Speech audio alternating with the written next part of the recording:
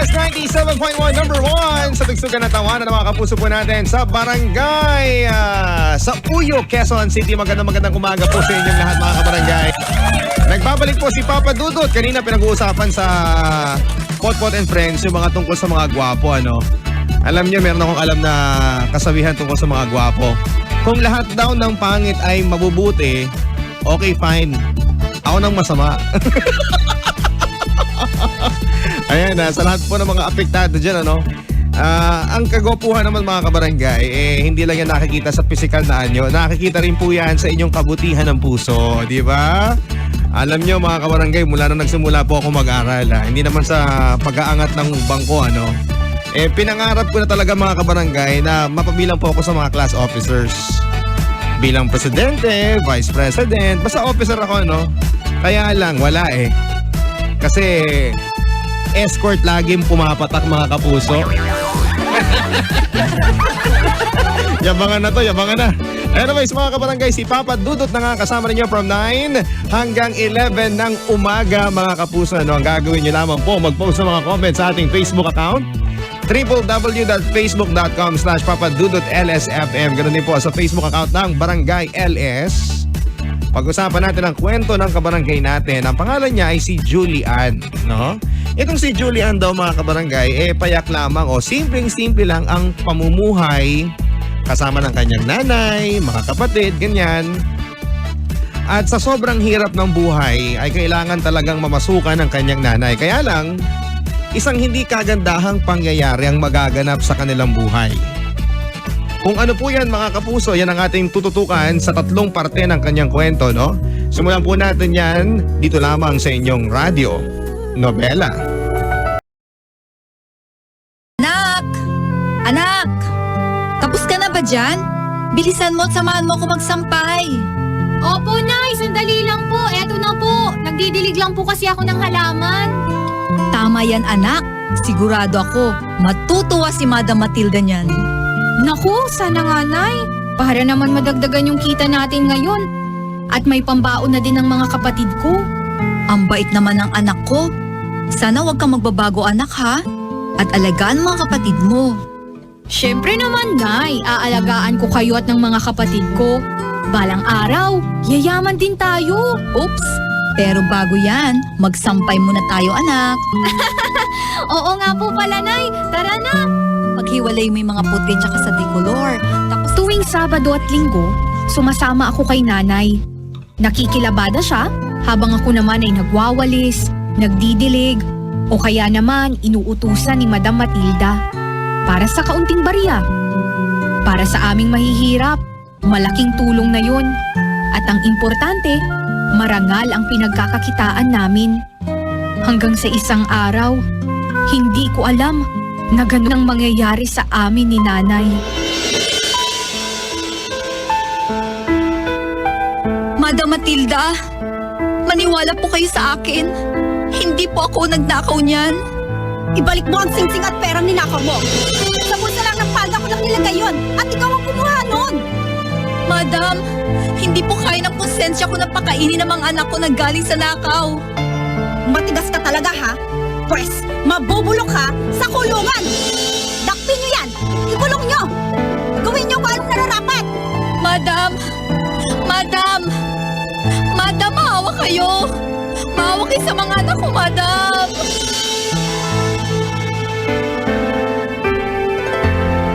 Nakulong ang nanay dahil napagbintangan siyang magnanakaw. Alam kong hindi kayang gawin ng nanay ko yun. Dahil dugot pawis naming pinagsusumikapan ang bawat sentimong aming kinikita. Paano na ako ngayon? Paano na kami ng mga kapatid ko? Panginoon, huwag niyo sana kaming pababayaan. Nako, napaka-tragic naman yung nangyari sa kwento ni Julian mga kapuso, no? Pinagbintangan ni Madam Matilda ang nanay niya ng pagnanakaw. Dapat pala hindi Madam Matilda ang pangalan nito, dapat Madam Matindi. Napakatinding magbintang, ano? Alam nyo, mabigat po yan magbigay ka ng paratang sa kapwa mo, no? Tapos malaman-laman mo, nakapatong pala sa ibabaw ng refrigerator. Anyways, mga kabarangay, nakaapekto kaya ang pagkakakulong ng nanay ni Julian sa kanya at sa kanyang mga kapatid? Yan ang ating aalamin sa pagbabalik ng tumitinding mga kwento, kaganapan sa Radyo Nobela kasama ng inyong si Papa Dudut. Huwag po kayong bibitaw, hanapin po kami sa social 1.1 number 1 sa tugsugan at tawanan ng mga kapuso po nating nakatutok ngayon sa Barangay Maytuna, San Juan. Sa mga kabarangay natin, isang mainit na Friday morning sa inyong lahat mga kabarangay. Ano, traffic, kaya dapat relax lang po kayo dyan. Relax lang, ano. Bago kayo ng maraming pasensya. Sa mga umiinit ang ulo ngayon dahil nagit-gitan. Ako okay lang yan, ano.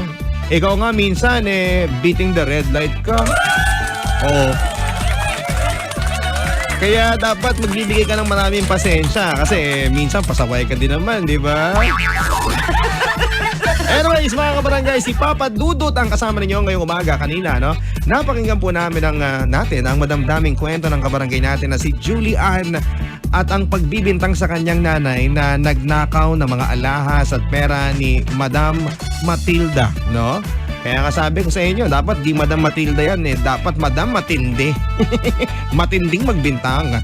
At dahil dito mga kabarangay, makaapekto kaya ito, mga kapuso, sa buhay ni Julian at ng kanyang mga kapatid. Ang sabi ni Ate Marvy Lagutan, mahirap ka na nga kahit anong trabaho papasukin mo. Kumita ka lang tapos pagbibintangan ka pa. Magnanakaw, di sana pumasok na lang ako ng hold up. Mas malaki pa ang kita kung talaga, hindi na nangamuhan, kumbaga, no? Oo nga naman, ano? Kasi kung gusto niyang yumaman, sureball na yung gagawa siya ng mas matindi, di ba? At saka, maliit lang yung mga nakaw-nakaw sa pinagtatrabahuhan, di ba? Kung pwede niyang gawin naman na big time na lang. Si Cherry Pai Ochos, Tess Salazar, Helen Amaya, si Ann Bautista de Lomos nakikinig sa atin. And si Sir Mon Samson ng Manila Bulletin, happy birthday today, September 22 to Gerald Lorenzo Sunga. Greetings from Saturday Club officers. Ayan, galing kay Sir Mon Samson ng Manila Bulletin. Sa mga nag-birthday, lalong-lalo na si Kuya Gerard Lorenzo Sunga, happy birthday! Ang lagay ba niya? Hindi man lang magpapakain. Abangan niya raw, abangan niya. Aishterug Gasmen, saklap naman ang nangyari sa nanay ni Julian. Ganyan kasi talaga kapag mahirap, karamihan inaapi. Kung tutuusin, yung mahirap siya pa yung may mabuting kalooban. Ang gawin mo daw, manalig ka, maniwala ka lang sa Panginoon, pagsubok lang yan. Tanging ang Diyos lang ang nakakaalam sa lahat. Oo. Hi kina Ate Christy, J. Lord Gasmen, Felix, and advance happy birthday na din kay Mr. Eliezer Lumboy. Ayan. Eto, si Cecilia Yang, good morning Papa Dudut. Di talaga kompleto ang araw namin pag hindi kami nakikinig ng Radyo Nobela. Hi kay Clark, anak, pagbutihin mo ang paglalaba.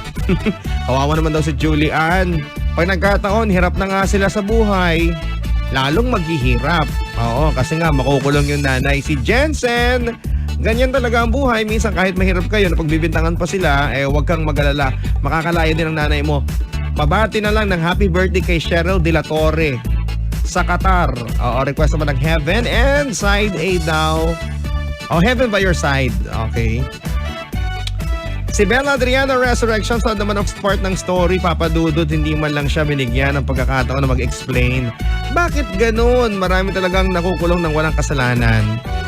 Si Diche Neneng Coronel Pile at sa gwapong-gwapo niyang asawa, si Sir Rolando Pile na naka-tune in sa mga oras na ito. Ano kaya mangyayari sa ikalawang bahagi ng kanyang kwento, no? Inaabangan daw yan ni Queen Margaret.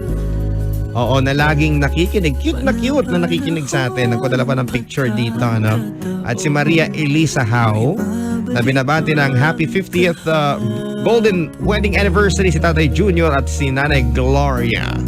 Ano kaya mangyayari? Narito na po mga kapuso sa susunod na kabanata ng inyong Radyo Nobela. Mano po, Nay. O, Nay, Kamusta naman na po kayo dito? Ayos lang naman ako, anak. Huwag mo ako intindihin. Oh, Nay! Malala na yung ubo mo ah. Pumayat ka din. Nakakatulog ka pa ba ng maayos niyan, Nay? Wala to, anak. Kain-kaya to ni nanay. Miss na miss ko na kayo ng mga kapatid mo. Hayaan mo, anak. Balang araw magsasama-sama ulit tayo sa bahay. Naku, Nay. Dapat lang dahil next week may surprise ako sa'yo. Kaya magpagaling ka na ha. Bukas dadalhan kita ng gamot at prutas dito. Salamat, anak, ha.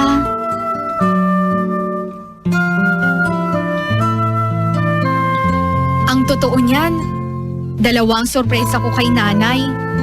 Una, ay nakaipon na ako ng pampiyansa sa kanya dahil sa iba't ibang trabahong pinasukan ko. At syempre, sa tulong na rin ng mga taong may mabubuting kalooban. At pangalawa, dahil ako'y graduate ng valedictorian. At sigurado ako na matutuwa si nanay sa aking ibabalita sa kanya.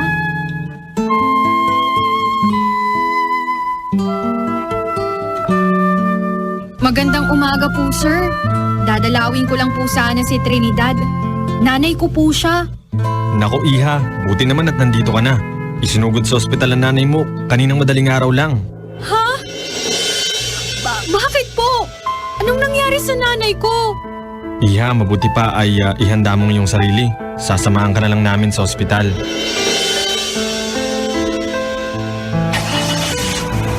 Dali-dali akong sumama sa hospital.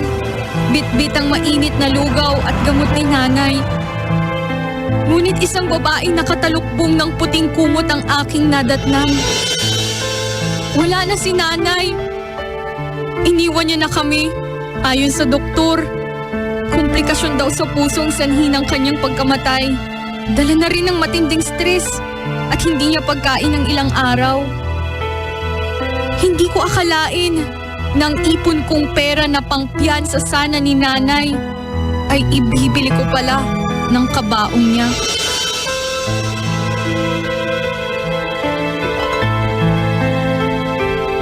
Oh, ate. Matulog ka na at ilang gabi ka ng puyat. Graduation mo na bukas, dapat maganda ka. Okay lang si Ate JR.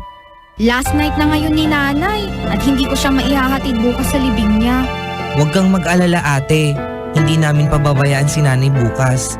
At ikaw, galingan mo sa speech mo ha. Sigurado ako, proud na proud si nanay sa'yo.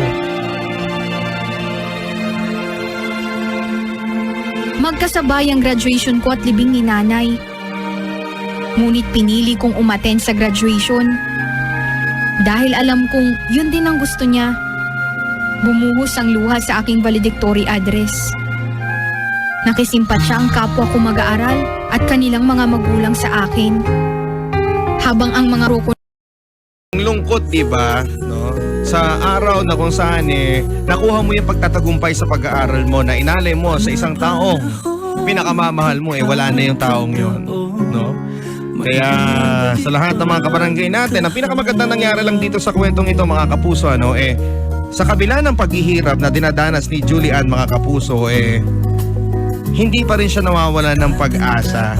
Pinagbubuti pa rin niya ang buhay niya, mga kabarangay, para ma-achieve yung alam niyang ikakasiya ng nanay niya. Diba? At alam niya na kailangan talaga niyang umattend ng graduation dahil eto po, mga kapuso, ang pangarap ng kanyang ina para sa kanya.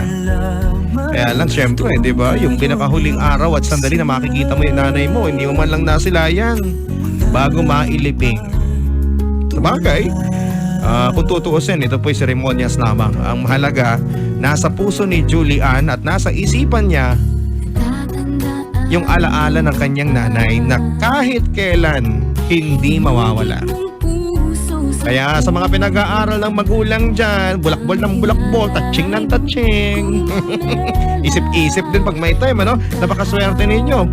May nagbibigay sa inyo ng baon. May nagpapaaral sa inyo, wala kayong gagawin, a-attend na lang kayo ng klase at pagsisikapan na lamang. Samantalang itong si Julian, mga kabarangay, kailangan pa niyang kayurin at pagurin, paghirapan ang kanyang pag-aaral dahil salat sa buhay. Sa ating pagbabalik, ang inyong mga opinion, importante na mabasa natin sa programa natin. Ito po ang Radyo Nobela sa inyong Barangay LS 97. LS 97.1 kasama sa tugsugan at tawanan ng mga kapuso po natin sa Barangay 11 San Juan. Nagbabalik po si Papa Dudut. Palakpakan mga kabarangay. Alam nyo mga kabarangay, ano? Mainit ba sa labas? Ay, nako, grabe. Kapag mainit po ang panahon mga kabarangay, dapat po, sinasabayan niya ng masarap na naiinom yung malamig.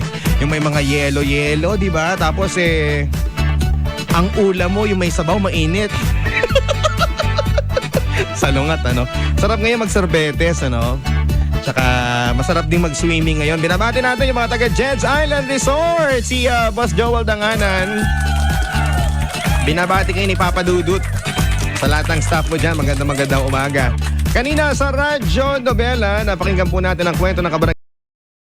Barangay LS 97.1, number 1 sa tugsugan at tawanan ng mga kapuso po natin sa Barangay sa Uyo, Quezon City. Magandang umaga po sa inyong lahat mga kabarangay. Nagbabalik po si Papa Dudut. Kanina pinag-uusapan sa Potpot and Friends yung mga tungkol sa mga gwapo, ano? Alam niyo, meron akong alam na kasabihan tungkol sa mga gwapo. Kung lahat daw ng pangit ay mabubuti, okay, fine. Ako nang masama. Ayan, sa lahat po ng mga apektado dyan, ano? Ang kagopuhan naman mga kabarangay, hindi lang yan nakikita sa physical na anyo. Nakikita rin po yan sa inyong kabutihan ng puso, di ba? Alam nyo mga kabarangay, mula na nagsimula po ako mag-aral, hindi naman sa pag-aangat ng bangko, ano? Pinangarap ko na talaga mga kabarangay na mapabilang po ako sa mga class officers. Bilang presidente, vice president, basta officer ako, no? Kaya lang, wala Kasi escort laging pumapatak mga kapuso. Yabangan na to, yabangan na. Anyways mga kabarangay, si Papa Dudut na nga kasama ninyo from 9 hanggang 11 ng umaga mga kapuso. Ano ang gagawin nyo lamang po? Mag-post ng mga comments sa ating Facebook account. www.facebook.com/papadudut.lsfm. Ganun din po sa Facebook account ng Barangay LS. Pag-usapan natin ang kwento ng kabarangay natin. Ang pangalan niya ay si Julie Ann, no? Itong si Julie Ann daw mga kabarangay, payak lamang o simpleng-simple lang ang pamumuhay kasama ng kanyang nanay, mga kapatid, ganyan. At sa sobrang hirap ng buhay ay kailangan talagang mamasukan ng kanyang nanay. Kaya lang, isang hindi kagandahang pangyayari ang magaganap sa kanilang buhay. Kung ano po yan mga kapuso, yan ang ating tututukan sa tatlong parte ng kanyang kwento, no? Simulan po natin yan dito lamang sa inyong Radyo Nobela. Anak! Tapos ka na ba dyan? Bilisan mo at samahan mo ako magsampay. Opo, Nay. Sandali lang po. Eto na po. Nagdidilig lang po kasi ako ng halaman. Tama yan, anak. Sigurado ako, matutuwa si Madam Matilda niyan. Naku, sana nga, Nay. Para naman madagdagan yung kita natin ngayon. At may Barangay LS 97.1, number 1 sa tugsugan at tawanan ng mga kapuso po natin sa Barangay sa Uyo, Quezon City. Magandang umaga po sa inyong lahat mga kabarangay. Nagbabalik po si Papa Dudut. Kanina pinag-uusapan sa Potpot and Friends yung mga tungkol sa mga gwapo, ano? Alam nyo, meron akong alam na kasabihan tungkol sa mga gwapo. Kung lahat daw ng pangit ay mabubuti, okay, fine. Ako nang masama. Ayan, sa lahat po ng mga apektado dyan, ano? Ang kagopuhan naman mga kabarangay, hindi lang yan nakikita sa physical na anyo. Nakikita rin po yan sa inyong kabutihan ng puso, di ba? Alam nyo mga kabarangay, mula na nagsimula po ako mag-aral, hindi naman sa pag-aangat ng bangko, ano? Pinangarap ko na talaga mga kabarangay na mapabilang po ako sa mga class officers. Bilang presidente, vice president, basta officer ako, no? Kaya lang, wala Kasi escort laging pumapatak mga kapuso. Yabangan na to, yabangan na. Anyways mga kabarangay, si Papa Dudut na nga kasama ninyo from 9 hanggang 11 ng umaga mga kapuso. Ano ang gagawin nyo lamang po? Mag-post ng mga comments sa ating Facebook account. www.facebook.com/papadudut.lsfm. Ganun din po sa Facebook account ng Barangay LS. Pag-usapan natin ang kwento ng kabarangay natin. Ang pangalan niya ay si Julie Ann, no? Itong si Julian daw mga kabarangay, payak lamang o simpleng-simple lang ang pamumuhay kasama ng kanyang nanay, mga kapatid, ganyan. At sa sobrang hirap ng buhay ay kailangan talagang mamasukan ng kanyang nanay. Kaya lang, isang hindi kagandahang pangyayari ang magaganap sa kanilang buhay. Kung ano po yan mga kapuso, yan ang ating tututukan sa 3 parte ng kanyang kwento, no? Simulan po natin yan dito lamang sa inyong radyo, Nobela. Anak! Anak! Tapos ka na ba dyan? Bilisan mo at samahan mo ako magsampay. Opo, Nay. Sandali lang po. Eto na po. Nagdidilig lang po kasi ako ng halaman. Tama yan, anak. Sigurado ako, matutuwa si Madam Matilda niyan. Naku, sana nga, Nay. Para naman madagdagan yung kita natin ngayon. At may pambaon na din ng mga kapatid ko. Ang bait naman ng anak ko. Sana wag kang magbabago, anak, ha? At alagaan mga kapatid mo. Siyempre naman, Nay. Aalagaan ko kayo at ng mga kapatid ko. Balang araw, yayaman din tayo. Oops! Pero bago yan, magsampay muna tayo, anak. Oo nga po pala, Nay. Tara na. Maghiwalay mo yung mga puti tsaka sa decolor. Tapos Tuwing Sabado at Linggo, sumasama ako kay Nanay. Nakikilabada siya habang ako naman ay nagwawalis, nagdidilig, o kaya naman inuutusan ni Madam Matilda para sa kaunting barya. Para sa aming mahihirap, malaking tulong na yun. At ang importante, marangal ang pinagkakakitaan namin. Hanggang sa isang araw, hindi ko alam na ganun ang mangyayari sa amin ni Nanay. Madam Matilda, maniwala po kayo sa akin. Hindi po ako nagnakaw niyan. Ibalik mo ang singsing at perang ninakaw mo. Sa bulsa lang ng palda ko lang nilagay yun at ikaw ang kumuha nun.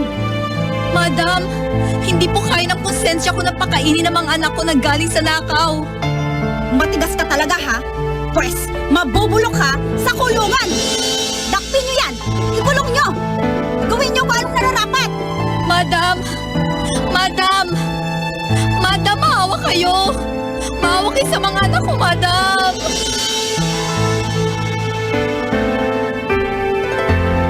Nakulong ang nanay dahil napagbintangan siyang magnanakaw. Alam kong hindi kayang gawin ng nanay ko yun. Dahil dugot pawis naming pinagsusumikapan ang bawat sentimong aming kinikita. Paano na ako ngayon? Paano na kami ng mga kapatid ko? Panginoon, huwag niyo sana kaming pababayaan. Nako, napaka-tragic naman yung nangyari sa kwento ni Julian mga kapuso, no? Pinagbintangan ni Madam Matilda ang nanay niya ng pagnanakaw. Dapat pala hindi Madam Matilda ang pangalan nito, dapat Madam Matindi. Napakatinding magbintang, ano? Alam nyo, mabigat po yan magbigay ka ng paratang sa kapwa mo, no? Tapos malaman-laman mo, nakapatong pala sa ibabaw ng refrigerator. Anyways, mga kabarangay, naka-apekto kaya ang pagkakakulong ng nanay ni Julian sa kanya at sa kanyang mga kapatid? Yan ang ating aalamin sa pagbabalik ng sa Barangay LS 97.1. Tugstugan na. 97.1, number 1 sa Tugstugan ng Tawanan ng mga kapuso po natin sa Barangay Tatalon, Quezon City. Diba? Kapag meron kang natanggap na magandang balita, tatalong ka. Diba? Minsan may sabay sigaw pa yan. Pero ako parang when was the last time na ako'y napatalon dahil sa sobrang tuwa? Parang hindi pa. Parang nung New Year lang ako tumalon, nung bata-bata pa ako dahil gusto kong tumangkad. Pero yung sabihin mo na tumalong ka sa sobrang saya, parang matagal-tagal nang hindi ko na-experience yun. Sana manalo ko sa loto, ano? Siguro pag nanalo ko sa loto, hindi lang ako tatalon. 'Di ba? Baka lumundag pa ako sa kung saan ako lumundag. Anyways, mga kabarangay, sa Radyo Nobela, pag-usapan natin ang kwento ng kabarangay natin na si Julian. Nasa kabila ng paghihirap na kanyang dinanas, mga kapuso, nakakalungkot, ano, namatay ang kanyang nanay dahil sa sakit sa loob ng bilangguan, no? Nakakalungkot na hindi niya nakasama yung kanyang nanay sa panahon na nakuha na niya yung tagumpay. Dahil ito pong si Julian ay isa ng guro, no? Graduate at ang kanya namang kapatid ay nag-aaral ng abogasya, di ba? Kaya lang, ngayong matagumpay na itong mga batang ito, yung nanay nila patay na, no? Namatay sa loob ng bilangguan dahil napagbintangan pong kumuha, nagnakaw ng hindi kanya. Tapos malaman mo, no, nakapatong lang pala sa aparador. Diyos ko. Ano kaya ang reaksyon ng mga kabarangay natin? Siyempre, yung mga comments ninyo importante sa programang ito sa Radyo Nobela. Alright, unahin natin. Pasalamatan ko muna si Ate Cecil Ricote na nagbigay pala sa akin ng peanut butter at mga kung anig-anig na tsokolate. Thank you very much. Ngayon ko lang nalaman, ikaw pala nagbigay nito, ha? Si Ate Marvy Lagutan, sabi nga nila, Papa Dudut, nasa Diyos ang awa, nasa tao ang gawa. Tama ka, dasal ka nga ng dasal, wala ka namang ginagawa. Sabi ko sa inyo, ano? Tsaka minsan, ang Diyos, kung ako si God, halimbawa ako si Lord, makukulitan ako sa'yo, dasal ka ng dasal, wala ka namang ginagawa. Di ba? Ang dami kong anak, ang dami ko kayong mga binabantayan dito sa lupa, Siyempre, dasal ka, gawa ka din ng aksyon. Hindi dapat ipakita mong deserving ka sa mga biyaya.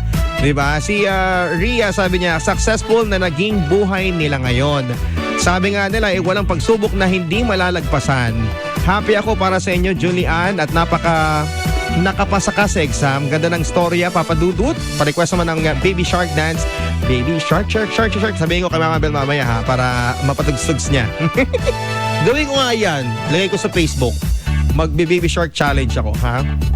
Binibini, sabi niya, si Binibini Andy, Papa Dudut, napaka-inspiring ng kwento ni Julian. Nakaka-relate po ako sobra na yung bago ako makapasok, need ko pang maglaban ng 2 palanggana ng damit. May pambayad lang at pambaon. Oo,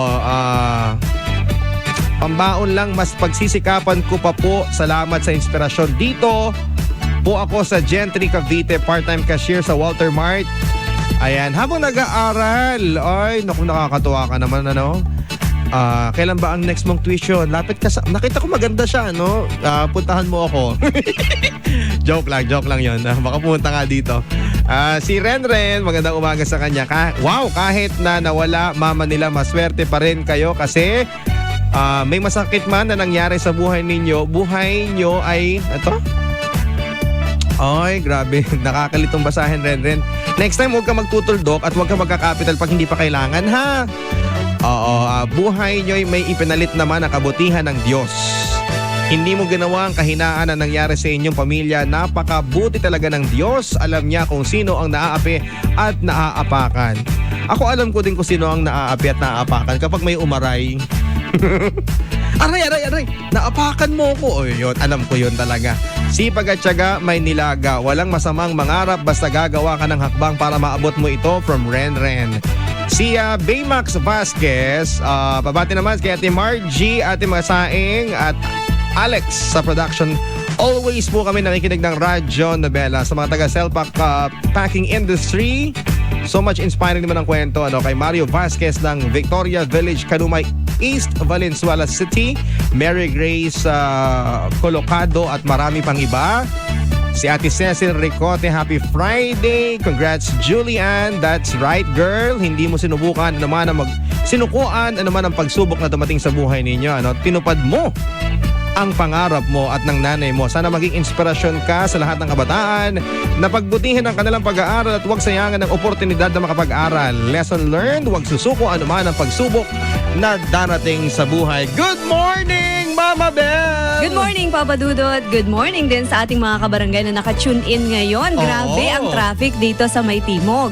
Ay, matindi. Ako pa naman ay pauwi ngayon, Kaya nga binabalaan na kita, Papa Dudut. Diyos ko, baka pumutok ako niyan, kasi binalaan mo ako, Binabalaan kita kasi yung pag-cross mula dito sa East Ave papuntang Timog. Patay tayo Grabe, niyan. natagalan kami, Papa Dudut. Maski naka-go, kailangang stop ng mga kabarangay nating MMDA dahil puno na yung papuntang Timog. Minsan kasi volume talaga ang problema problema na ano. Oo. Hindi na kaya ng capacity ni EDSA na Minsan hindi din naman yung volume. Yung pag... yung laki din ng sasakyan. laki na sa... tsaka Na yung nakaharang. yung mag-u-turn sa kung saan. At tsaka Oh. kapag nag-drop ng ng pasahero sa ibang mga lugar. pasyaway, Yan. mga pasyaway. Kaya dapat lang po na sana doon tayo sa gilid para hindi tayo makaano Totoo din. yan. Ako na-experience ko din yan. Gilid-gilid din pag may time. Gilid-gilid para mas Oo. safe din. Hindi mga naman kabarangay. pinagbabawalan na maghanap buhay, pero maganda rin yung gilid-gilid pag may time. Oo. Lagi ko na-experience yan. Gumigilid ka din. Hindi. Yung mga nauuna sa akin, gilid-gilid po kayo pag At saka may yung biglang time. mag-stop silang ganun. Oo. Sa gitna ng... O, di ba, nag-gym ako ng madaling araw Oo. sa FCM, sa may Fairview Terraces. Ay, Fairview Terraces. Fairview, Regalado. Minsan, pag may sasakay, ang iniisip ko, hindi na yung nagmamaneho yung sasakay. Oo, kasi delikado, di ba? Delikado. At saka nakakahilo kaya. Oo, nakakahilo Ganun, talaga. ganun. Ano? Marami nakikinig sa ating mga driver. Minsan, gilid-gilid pag may time. Gilid-gilid. Para mas din po, para mas safe din yung ating mga pasahero. Correct. Anyways, balita ko, meron ka mga gwapong-gwapong mga bisita ngayong araw na ito, ha? Eto na nga, papadudot, nasa labas na nga sila. At medyo natagalan bago sila bumalik dito. Sabi ko nga, mga 2 years ba yun? Sabi ko nga sa kanila. Kasi ang tagal na. mga Mabela bago kami nakabalik. Ganun nga sila. So I think 2 years ba? Or 1 year Ang naman. grupong ito, ang pangalan nila? The Ones. The Juans. The Ones. Pinoy na Pinoy ang pangalan, ano? Ito yung tinatawag na Boy Next Door bands. The bands Boy Next Door. Parang ganun yata. Paano kung mga pangatlong bahay pa yung layo, ano? O hindi siya next door. The next door pa yon. Next door. Parang ikaw papadudot. Oo. The Ako Boy naman- Next Door. The boy next door ako. Medyo malayo. Lilipat na ako para the boy next door na ako. Mga ilang door. Oo nga, no? Kung gusto mo maging gwapo, lumipat ka lang sa malapit. Para the boy next door ka. Now I know. Siguro duplex yung ibig sabihin kasi. Oo, dapat pag gagawa kayo ng bahay, lilipat kayo dun sa malapit lang para the boy next door ka din. Ay, gusto ko namang mag-reach out. Paano ako makakakonect sa inyo? Mga kabarangay, pwede po sa aking page na hindi yung pa nila like. Paki-like na po mga kabarangay. Oo nga, nag-like Nag-aantay din na kami ni na beses Grace di ba? Facebook.com/mamabelmanila. Once lang po i-like mga kabarangay. Huwag niyong pakinggan si Papa Dudot. Unlike po kapag 2 beses yan. At syempre, pwede rin po sa aming page, Facebook.com/barangay LS971. Mamaya po mag-Facebook live tayo. Kaya Ayan. kita-kits sa Facebook live. Sige na nga, maraming salamat mga kabarangay. Pasabay talaga si Papa Dudut, ano? The boy Next door. next. Layo naman ng next door, ano? Maraming salamat mga kabarangay. Tugstugan na tawanan. Tuloy-tuloy lang sa inyong barangay LS 97.1. Tugstugan na! Gumaganda